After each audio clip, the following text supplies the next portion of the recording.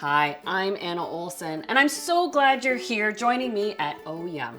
Now, this is the best place on YouTube for great recipes, cooking and baking tips. And of course, there's a wonderful community of home cooks and food lovers alike right here. Caramelized onions add so much flavor to a number of dishes, all that suit sort of that cool weather time of year.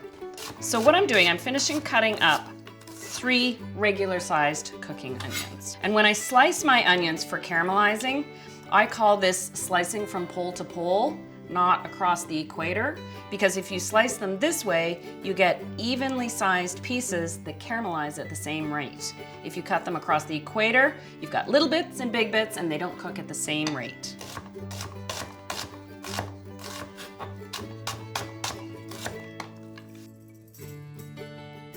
The key when it comes to cooking caramelized onions is to not rush. So this is a great activity for a weekend when you have time to fill the house with the beautiful aroma of caramelizing onions, along with other things to do. You don't have to babysit your onions, but what's amazing is this volume will cook down to what ultimately ends up to being a cup of beautiful, flavorful caramelized onions.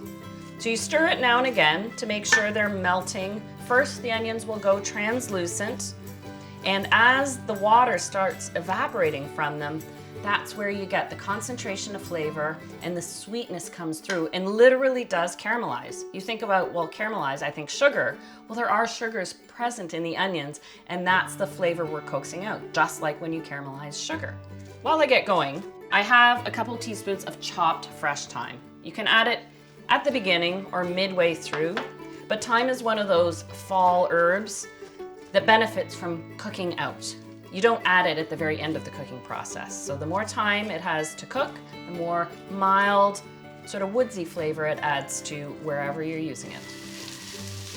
Okay, after 20 minutes at medium heat, look at how much the onions have reduced. And they're translucent, but they're not a caramel color yet. But see all that loveliness stuck at the bottom? That's what's going to make the caramel color. But you have to deglaze the pan. You have to coax off that flavoring from the bottom of the pan. So I like to use a little bit of dry sherry. You don't want to use the sweet because that'll just simply stick. And see how immediately it comes off? But then as the onions cook down more and more and more, you'll find that it sticks a little bit. So you just add a splash at a time. Oh my gosh, the smell of the sherry and the caramelized onions reminds me exactly of French onion soup. So that's the sort of flavor you're building here by caramelizing the onions. But I'm not done yet. It's gonna take another 20 minutes. I wonder if it'll fly by like that. Can you believe how much these onions cook down? I'm gonna add one last splash of sherry just to pull those last bits up and then take this off the heat. So ultimately, what starts out as almost 6 cups of raw onions ends up yielding about 1 cup.